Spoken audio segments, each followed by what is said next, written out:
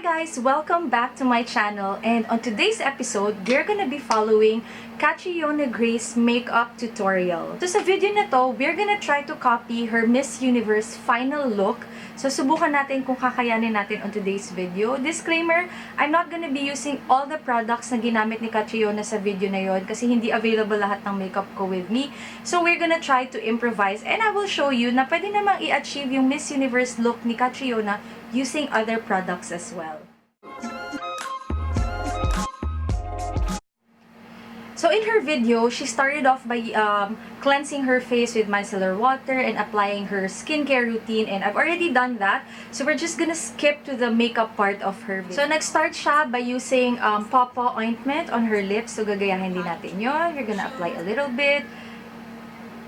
There you go. It's too obvious naman. Nagagamit siya ng ganito. She's from Australia and you get this from Australia. So, there you go. Pretty much the same na ginagawa ko rin before I start applying my makeup. I apply the lip balm para hindi magka-crack yung lips natin once we apply the lipstick. So, she's now applying her primer. So, for me, hindi ako gumagamit ng cream primer. Rather, I use the Prep and Prime from Too Faced. So, it's powder. Medyo na-weirdohan din ako before dito na powder yung primer, pero it really works. It makes all the makeup stick to your face. So, ayan. Yan yung primer natin. For now. Now, we're ready for foundation. Sa video niya, ang ginamit niya is NARS foundation. I've never personally tried that. I'm gonna be using Fenty foundation. So, she applied that center of her face. Okay. And the thing that I love nowadays is that she started blending it off with a sponge. Is not a fan of like super pack na foundation. So medyo sheer lang yung coverage na gusto niya. Kasi naman kung kasing ganda mo naman si Catriona, di ba? Parang you don't need that much foundation on your face.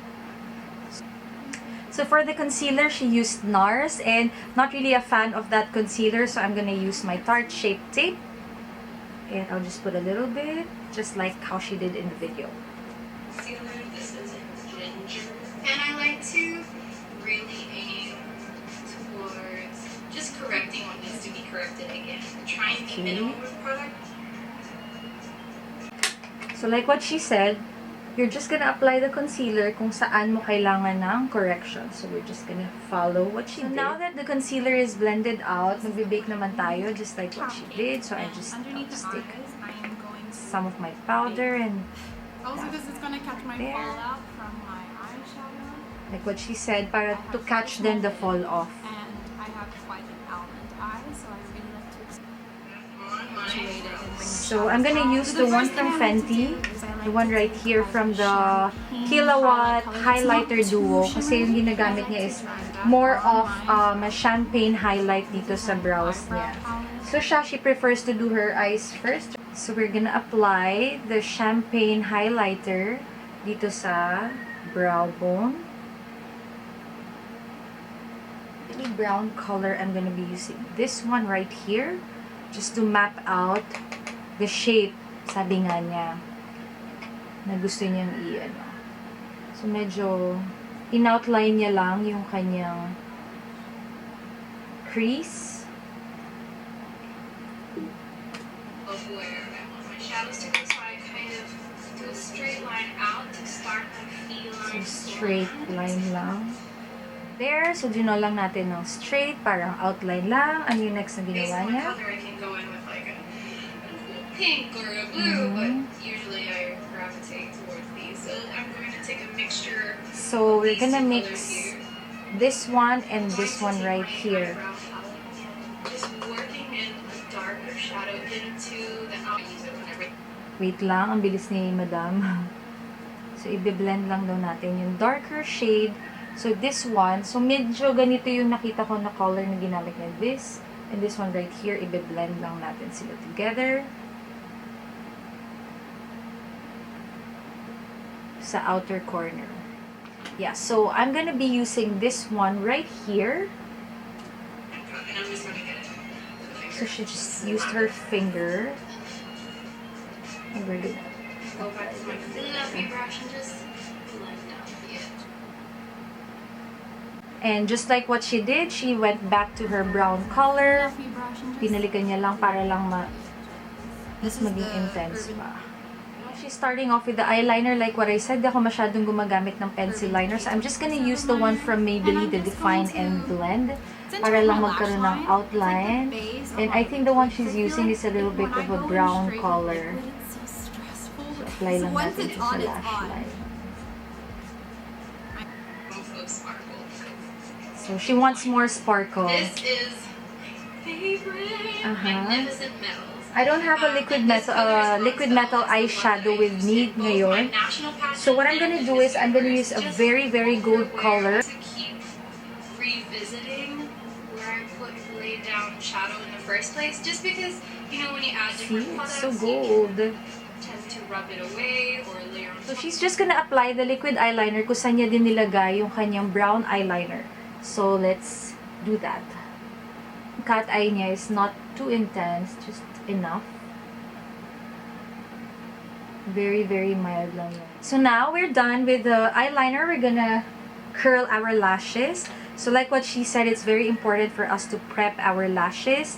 So wag daw masyadong i-curl kung gagamit ng false eyelashes. But since hindi ako magpo-false eyelashes today, kasi ayokong gumamit ng glue muna sa mata ko. Kasi mahirap na. Yeah, so I'm just gonna curl that. And bubonggahan na lang natin ang ating mascara. And there you go. Binonggahan na lang natin yung lashes. Bonggang-bonggang mascara. Kasi nga pageant look yung ina-achieve natin dito. So kinapalan ko na lang kasi I don't wanna put false eyelash. So now we're gonna do the lower lash line using the same two colors na ginamit natin kanina. We'll just combine that. And I'm gonna use a small angled brush just to have more control.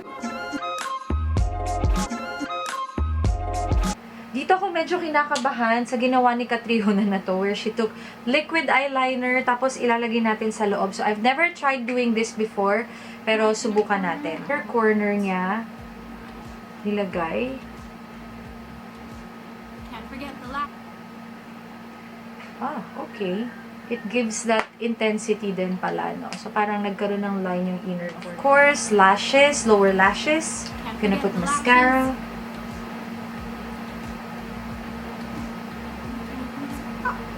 So I'm just gonna take the same blending brush that I used, and I'm gonna use this setting powder from Urban Decay, the All Nighter. Medyo may sheer color to, so when my under eye has a little bit of a glow or like a brightness to it. Does that make sense? So I just took a little bit. So now she started with the contour. We're gonna use the one from Fenty, and we're just gonna put that at the bridge of our nose. So I'm just taking it on a little small fluffy brush and then just drag a little down my nose. And we're gonna use the same brush, and we're gonna use the same contour palette.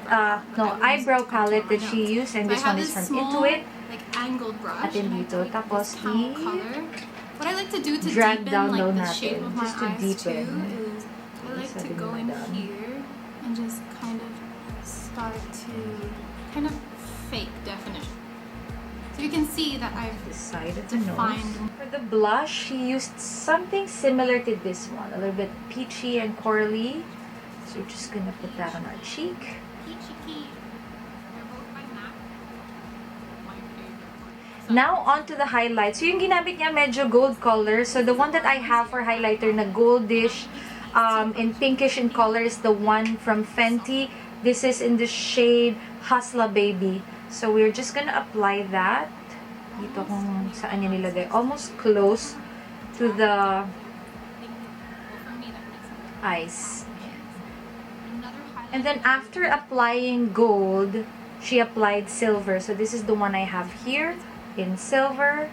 So we're just gonna apply a little bit of that right here, and same on the other side. Feeling ko dito ako medyo mahihirapan sa eyebrow kasi pencil yung ginamit niya, but let's try. So I'm gonna be using the Define and Blend from Maybelline. So pencil yung ginamit niya to outline, so we're gonna do the same.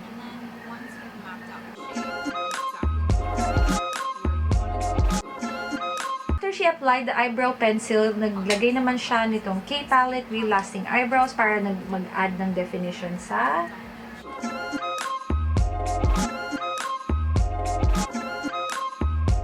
So, instead of using the eyelash glue, I'm gonna be using the brow tint from BYS.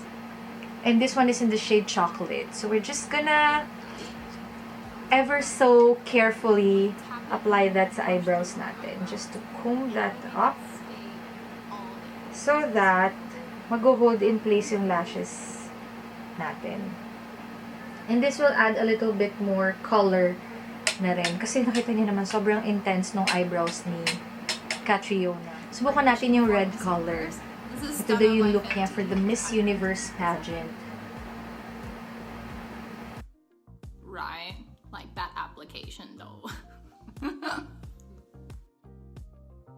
So that is the red lip. So now, I'm gonna apply the setting spray.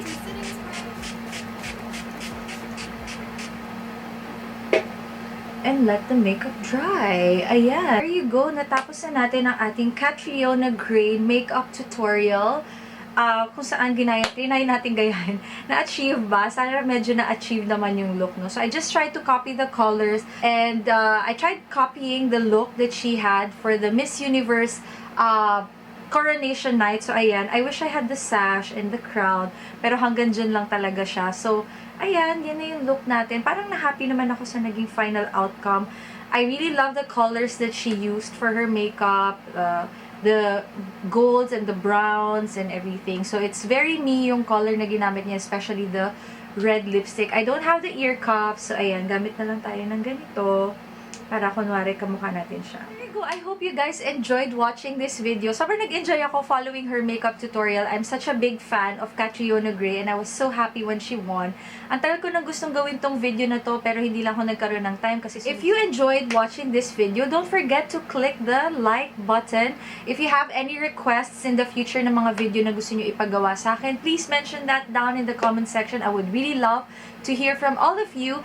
And of course, don't forget to subscribe and hit the bell button so that you'll get updated every time I will be uploading a new video. So, yun lang muna for now. This has been Days with Kath. I'll see you next time. Bye!